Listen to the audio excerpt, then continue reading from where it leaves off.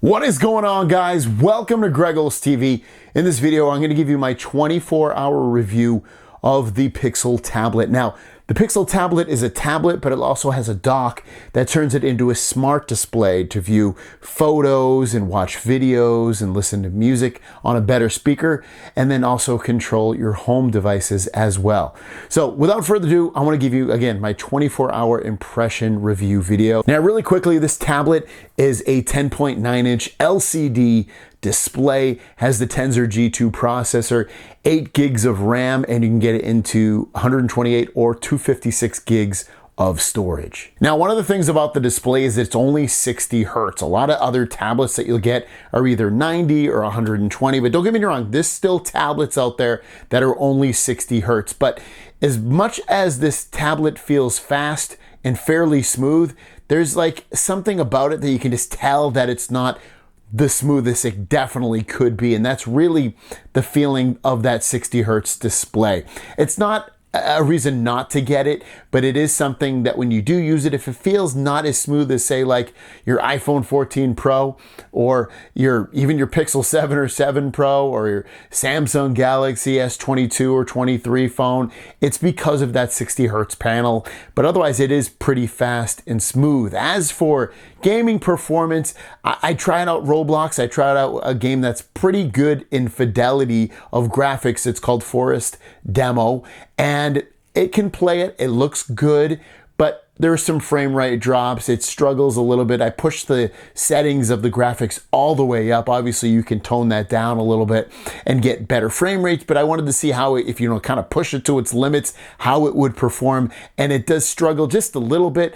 It's not an end game though, guys. It definitely can game. You won't be super disappointed on it, but just don't expect it to be the best performer in terms of gaming. Now, the display is made of LCD. It's not OLED, like some of the other high-end tablets, but this is like a $500 tablet, really. That's the base price of it. So keep that in mind. But then also with it, the display isn't very bright. For me, it's definitely not bright enough. I have to turn it literally to 80 to 100% to always feel like I can see the damn thing. Anything below that, I mean, I guess I can get into the 70s.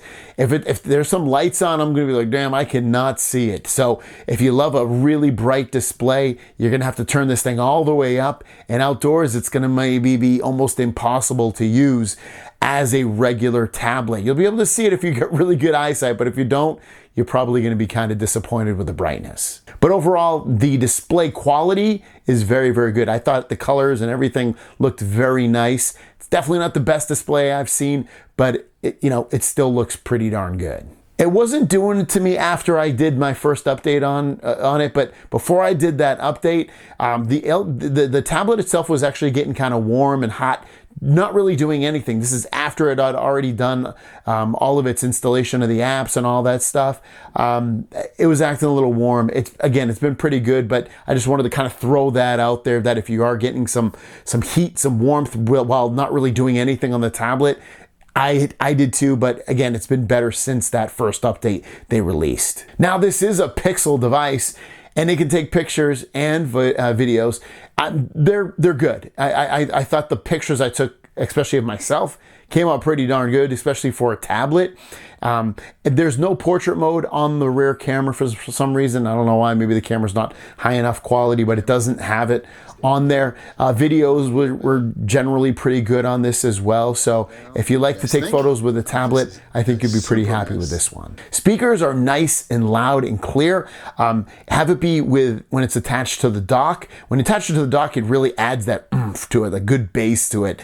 But beyond that, the speakers are really loud when you don't have it connected to the dock. You just use it in tablet mode. So overall, I was pretty happy with the quality of the sound and also the loudness of the sound, and then the bass really kicks in, like I said, when you connect it to the dock. What is going on, guys? Welcome to Greggles TV. In this video, we're going to talk about which phone you should buy, the Galaxy S23 Ultra or the Galaxy Z Fold 5. To this, so first of all, we'll talk about the Galaxy Z Fold 5 and why you would want to buy this phone over the Galaxy S23 Ultra. Now, both phones are going to have the Snapdragon 8 Gen 2. I've only been using it for about a day or so. Battery life has not blown me away. It's not god-awful, but it's definitely not amazing like you'll get with something like an S23 Ultra, which gives you really good battery life and performance. You know, the battery life is just, I would give it an okay so far, like just okay. Fingerprint sensor works great.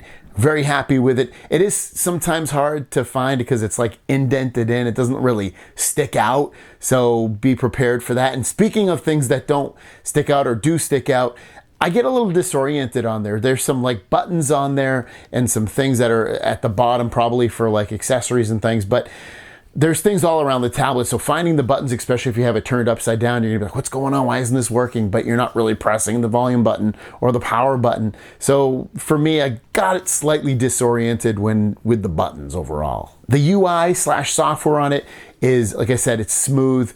There's some well thought out things like the bar at the bottom for multitasking and going to apps pretty quickly.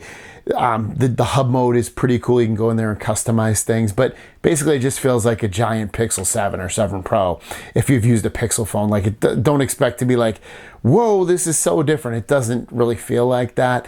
It just feels like a big screen phone for the most part. Last thing, the hub, like I said, the speakers are sound good on it. It's nice that it charges it while it's in that hub mode. It's cool that it also adds the ability to show your photos and things like that when it's in hub mode. So I thought that was pretty cool as well. Overall, it's a fairly decent tablet. It doesn't blow me away. It doesn't break the mold. It doesn't break the competition out. It would probably be nicer if you didn't have to buy the hub with it if you didn't want to, and you could just get the tablet for a lower price. You know, get the tablet for $300 or $350, and then if you want to get the tablet, sure, buy it after the fact or don't buy it at all. For $350, I'd be like, damn, this tablet's amazing. For $500-$600, it's kind of like, it's pretty good. I definitely wouldn't just buy it as a hub and never use it really for anything else. I think it's more important that it's cool that you can use it as a hub, but then also pull it off and use it as a tablet. But you know, it does both things pretty good, but it doesn't blow you away in either way, if that makes sense. If you want to pick it up, it's linked down below. I will have more videos on this in very near future. Thanks for watching. We'll see you down the road. Peace.